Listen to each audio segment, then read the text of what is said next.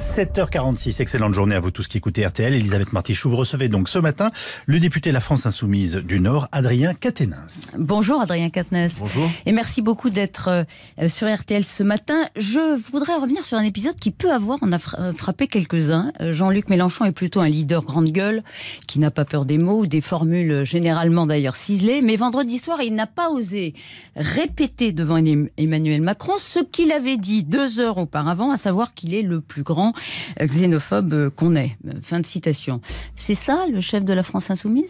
Mais vous n'allez pas me faire croire, madame Martichoux, que vous découvrez ce matin que Jean-Luc Mélenchon est un républicain convaincu et conséquent et donc capable de la plus banale courtoisie républicaine. Quand vous êtes attablé au restaurant à minuit et demi avec quelques amis dans votre circonscription et que arrive le président de la République, excusez-moi, vous ne vous prêtez pas à un espèce de pugilat. Alors je sais que le temps est au clash d'aéroport, mais en l'occurrence, face au président de la République quand on est député, c'est pas ce qu'on donne à voir. Pour le reste, Monsieur Mélenchon assume ses positions, puisque plus tôt dans la journée, lors d'un rendez-vous qui était pour le coup prévu, celui-ci, il avait expliqué ce qu'il pensait de la politique, notamment sur l'immigration, sur l'Aquarius. Il avait rencontré le président de la République au Pharos, donc il n'y a pas d'ambiguïté sur le sujet. On sait qu'il est profondément républicain, ça c'est vrai, mais c'est vrai qu'il y en a qui ont pu être déçus, qui ont pu penser qu'il manquait de courage, puisque confronté à sa propre déclaration, il n'a pas assumé.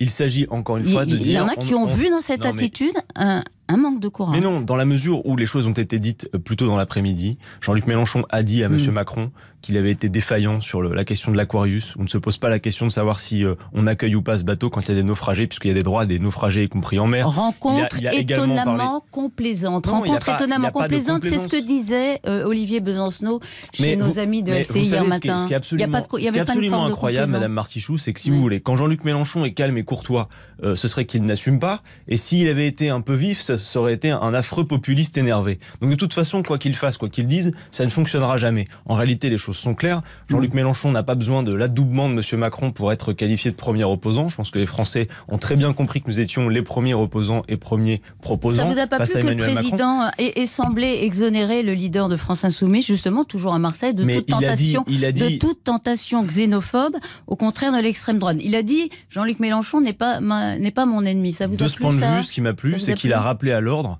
les Nathalie Loiseau et Benjamin Griveaux qui se laissent aller en ce moment à dire que nous sommes des nationalistes, les Florian Bachelier qui disent qu'ils ont vu à Marseille un hologramme de Jean-Marie Le Pen, ou vos confrères du Point qui font une où ils mettent Jean-Luc Mélenchon avec nationaliste et socialiste à la fois. Il faut choisir.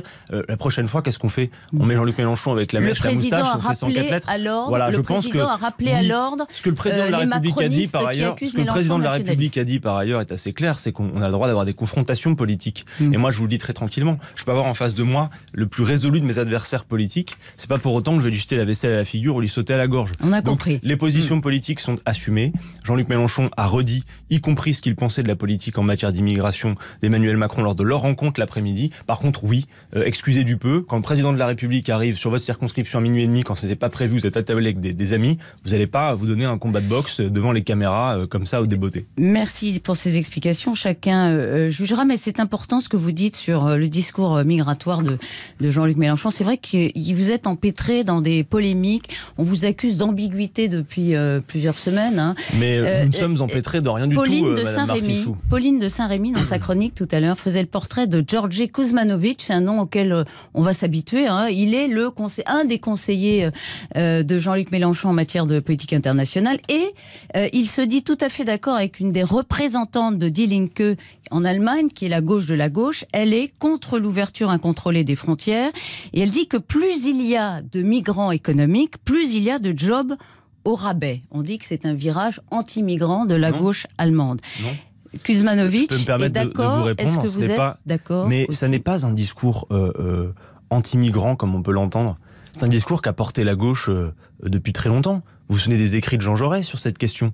Quand on parle de, y compris défendre son économie, c'est pas contre les autres pays. Et le problème, ce ne sont pas les migrants, Madame Martichoux. Le problème, ce sont les causes qui provoquent les mouvements de population. Parce que, si vous voulez, le discours qui consiste à dire on recule nos frontières, personne ne rentre et on peut pas parler des causes, est un discours déraisonnable. Mais le discours qui consiste à dire simplement on ne se soucie pas de savoir pourquoi les gens partent, on peut accueillir tout le monde, il est aussi déraisonnable pour la raison qu'il exonère de nos propres responsabilités dans les mouvements de population. population. Alors moi, je vous dis très clairement les choses ce matin à votre micro. Je vais vous résumer en 2 mots la position de la France Insoumise. Elle n'a pas varié. Vous ne découvrez pas ce matin que la France Insoumise n'a jamais été pour la liberté d'installation. Nous, ce que nous disons est clair. Quand les gens, jusqu'au péril de leur vie, traversent des fossés comme la mer Méditerranée, eh bien, les rejeter, c'est les condamner à mort. Donc, on les accueille. Et on les accueille dignement. Et je vais vous dire une chose. Écoutez-moi, laissez-moi terminer, s'il vous plaît, parce que c'est important que cette clarification soit faite. On les accueille, et je vais même vous dire, on organise les conditions d'un accueil coordonné au niveau européen, et pas la manière dont c'est fait aujourd'hui. Je vois mal comment l'Union européenne, qui arrive à imposer à tous les pays sa vision libérale, serait pas capable de coordonner l'arrivée de quoi, Madame Martichoux, d'1 ou 2 millions de personnes, alors qu'on est plus de 500 millions de l'Union européenne. C'est une goutte d'eau. Ensuite, une fois qu'on a dit ça, une fois qu'on a dit qu'il fallait accueillir et organiser les conditions de l'accueil, ça n'est pas suffisant. Parce que nous connaissons aujourd'hui les causes qui font que les gens non pas choisissent de partir, mais n'ont pas d'autre choix que de le faire. Les guerres, les accords commerciaux inégaux et le changement climatique. Accueil des réfugiés. Oui. Accueil des réfugiés qui arrivent à nos frontières, à des bateaux. Il y a des questions vraiment humanitaires évidentes.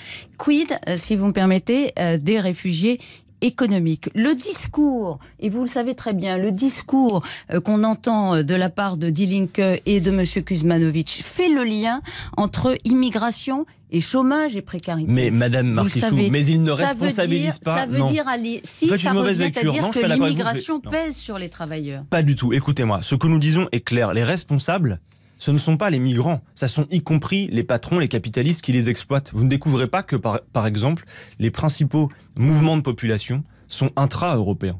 Vous ne découvrez pas, c'est une analyse marxiste, on disait que le capitalisme se crée son armée de réserve, qu'il y a des gens qui emploient des travailleurs sans papier. Moi je vais vous dire une chose, vous voulez une solution? Est-ce que la réduction des flux migratoires améliorerait le sort des travailleurs? Vous voulez savoir, non, vous voulez savoir ce qui améliorerait? Vous dites que non. Vous voulez savoir ce qui améliorerait le sort des travailleurs? Par exemple, aujourd'hui, si vous régularisez les gens qui travaillent sans papier, alors vous obligez les gens qui les exploitent ici en Europe à les payer décemment.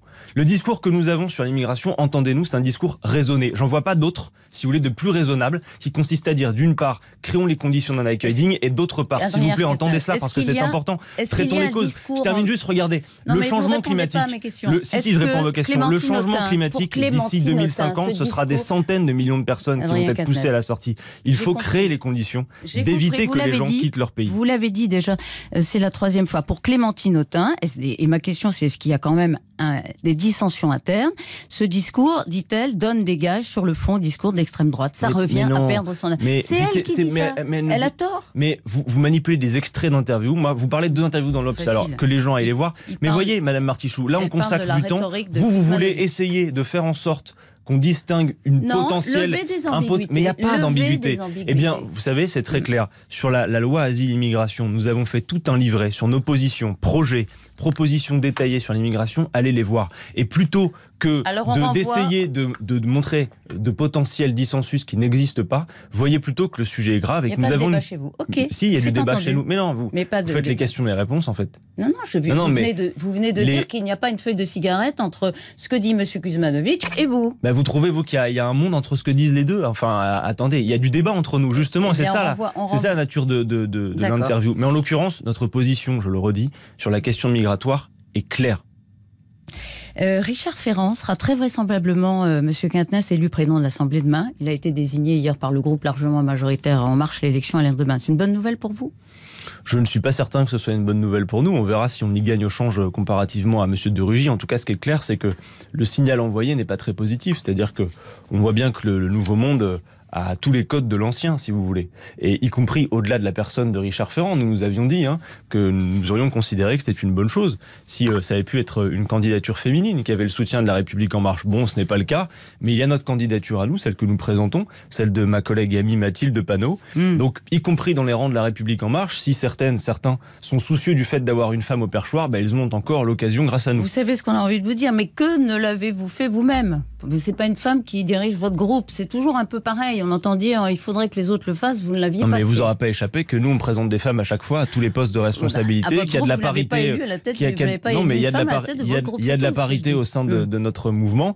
Et puis par ailleurs, je le dis, c'est quand même le 4e personnage de l'État, donc ce sera un signal envoyé au-delà d'ailleurs de notre propre pays, que ce soit une femme qui occupe ce poste. Et puis par ailleurs, Mathilde Panot a aussi d'autres qualités. Ce n'est pas sa principale qualité que d'être une femme. Je pense que ce serait quelqu'un qui serait la garante de la bonne tenue des débats à l'Assemblée nationale.